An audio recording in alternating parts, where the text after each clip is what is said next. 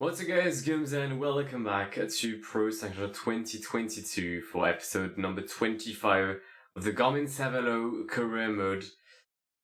21 seconds is the gap between Hugo and Lenny Kemna heading into the final 6 stages of this Giro. We've got an easy stage to kick off the episode, Cortina d'Ampezzo, then a sprint stage, and then Val di Fiemme and Passo dello Stelvio.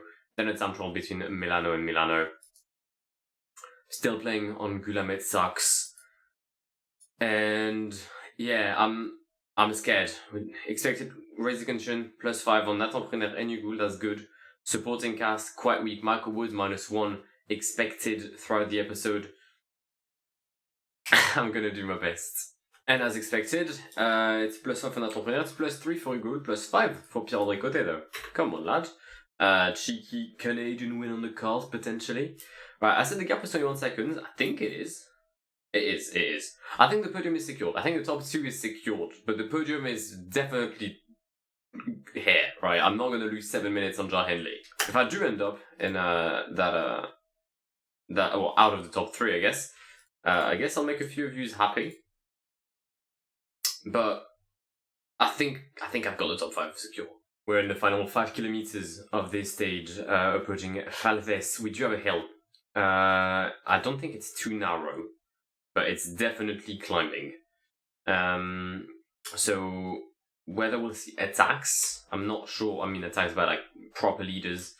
So far we've got David de la Cruz has gone for a move. So Caleb Ewan, I think, is the one following Lutsenko on the left here. Right there. Yep, that is indeed Caleb Ewan. We've got Nathan Pruner pacing, Pierre-André Coté in the wheel.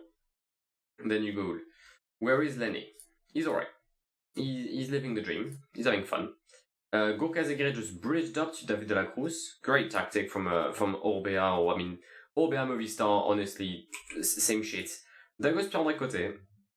We're on the flatter portion. We're going to launch a goal. And we've won. Alright. Decent. Love that. Simon claiming second. Kemna claiming third. The Giro podium is there.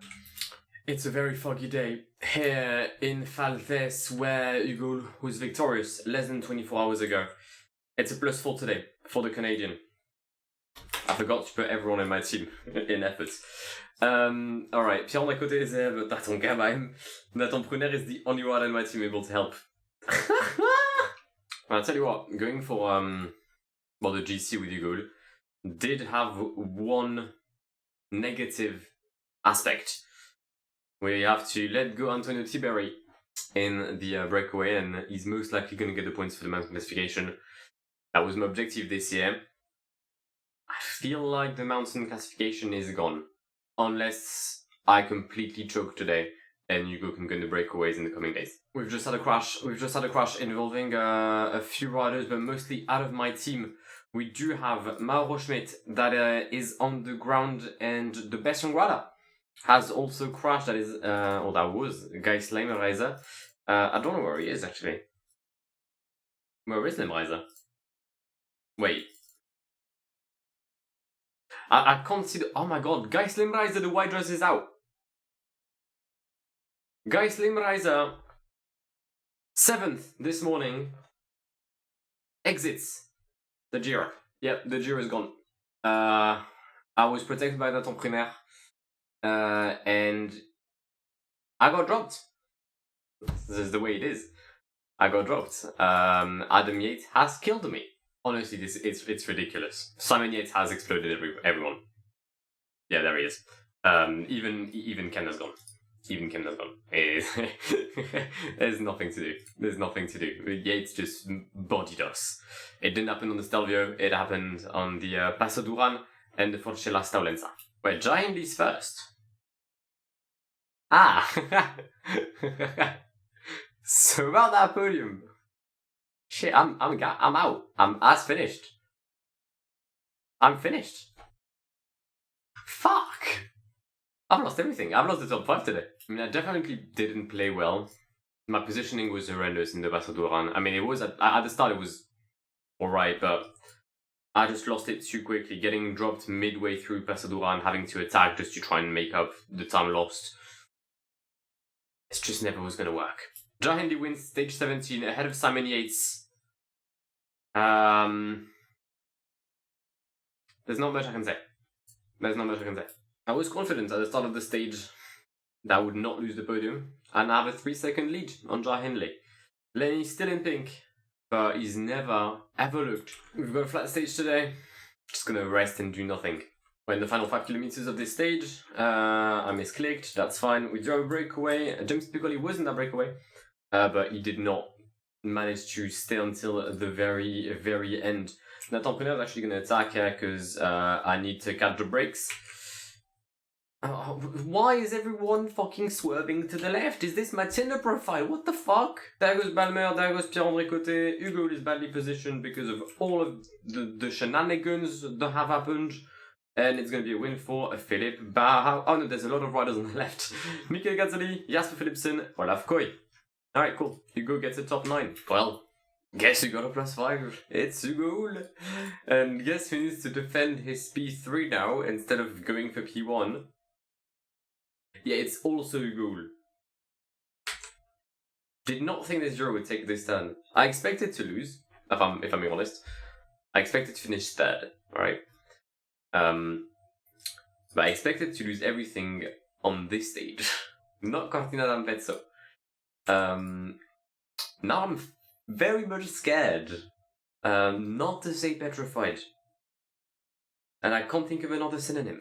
Honestly, this is nuts. Like, this is purely not. I'm gonna get dropped. There's gonna be a break here. It's ridiculous.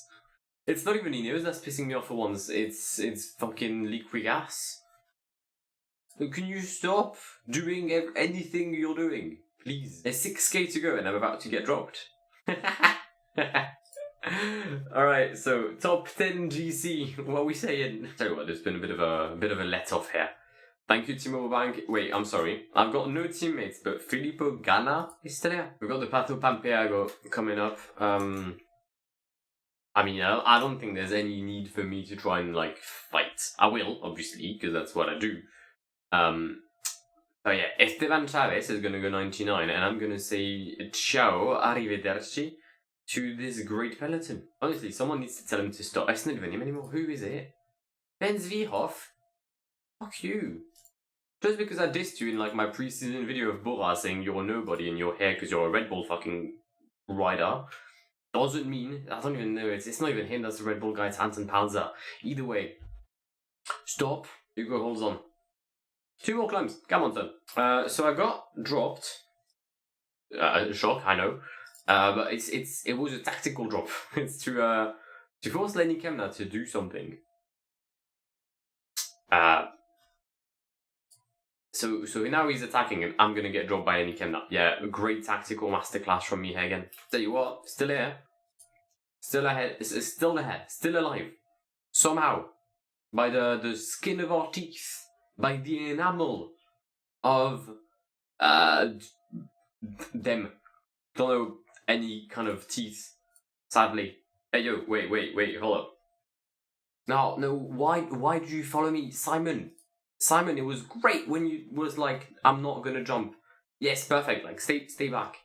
Now, Jai and Sylvain, how about you give me some relays? No? Alright, fuck you. And we started the LPD Pampago for the final time today. 7 kilometers, group of 13. I'm gonna lose the P3 to Jai Hindley. I'll try and maintain P5. That's my ambition now. Isn't that good? Also, Zampanini, I feel like his fan club was in my comment section. He's back in white because, well, Gaze Loudhizer is not here anymore. And I'm getting dropped again by Caruso. Lenny, if you could bridge. Cheers, mate. Love that from you. I'm gonna disappear quite quickly. Maybe it's gonna give me some chance to be in the breakaway to get a mountain jersey. I don't think it will, but you never know. Jesus Christ! Fucking Damiano Caruso. Bro, it's 2025. You were already sus 3 years ago. Of course, Johnny's gonna win. Also, Lenny. Props to him. Lenny Kemna just dropped Simon Yates. Honestly, yeah, big ups. Nothing I can say.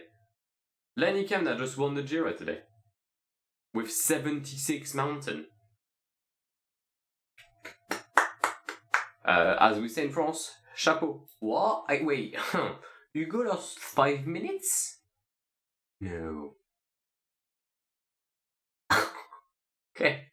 Alright, cool. Cool.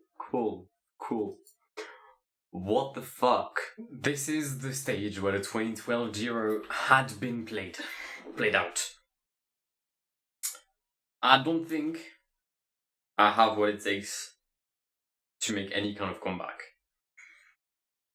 But maybe I can still aim for that mountain jersey. For that, I need Hugo to be allowed in the breakaway. Please, Peloton, don't be dickheads. I mean, we did manage to make the breakaway.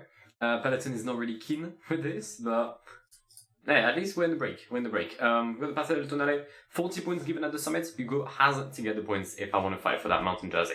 Alright, come on, Hugo. Go get the points. Come on, lad. Who's this? David de la Cruz. I'm actually going to get third here. Or second. That's not good. That's not good at all. There's been a few crashes in the peloton. And it meant that the peloton is now nearly 5 minutes behind. I've attacked way too late. Alright, cool. I guess De La Cruz is going to body me again. P3 for me nonetheless. What does that mean? It means I lead with 8 points on Gorka Izagirre. Alright. The peloton has decided to accelerate. More than I would have liked. Because the gap was 5 minutes as we started the Mortirolo, which honestly looks really just easy on this map.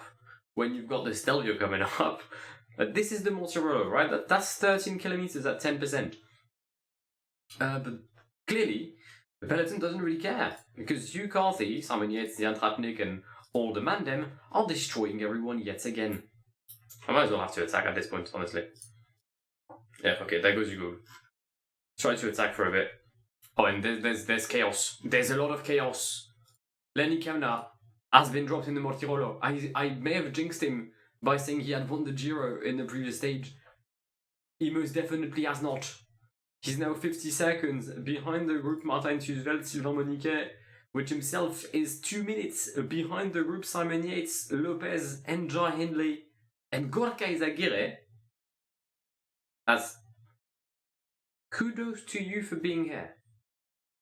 Congratulations for being there. Is that... Where's Yates? Wait, Yates is gone I mean, he's tired. Is Jai Hindley on course to potentially winning the Giro here? I think I'm basically in the worst position. I have a 1 minute 30 lead. And 40k to go. I'm done. Lenny Kemna is more than 5 minutes, basically 6 minutes behind. I could get him. And we've started the Passo dello Stelvio. Izagirre has attacked again with Jai Hindley. How? I'm gonna let Caruso work for now. Alright, I think Caruso's done. I'm gonna have to attack, I think. Yeah, we're gonna have to attack with Hugo. Sorry, how is Gorka Izagirre holding on with Jai Hindley? It's a simple question. How? Also, Ineos may want to move, right? By Ineos, I mean Simon Yates, you may want to do something at one point. Because relying on Caruso is not going to give you the win, mate. Well, Ineos has not moved at all.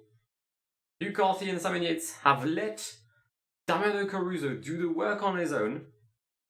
And Jai Hindley is going to win the Giro d'Italia. So he was a contender and then he crashed, right? Was it? When was it? When was that? Was it here?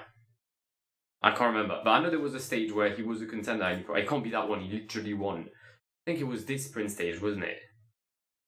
Again, can't remember. I just know he crashed somewhere.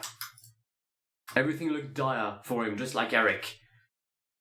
And Jai Hindley not only takes the Queen stage at the Passo dello Stelvio, he's going to win the 2025 Giro d'Italia, and I cannot tell you who's on the podium. It's gonna be Yates and Miguel Angel Lopez, I think. Actually, I don't know. I don't know. I don't understand. I don't know the gaps. Lenny is absolutely finito. When I thought I had a bad day, well, think of Lenny Kemna. He finished second yesterday, beating Yates. Today, he loses 18 minutes on Jai Hindley, and he loses his Giro d'Italia.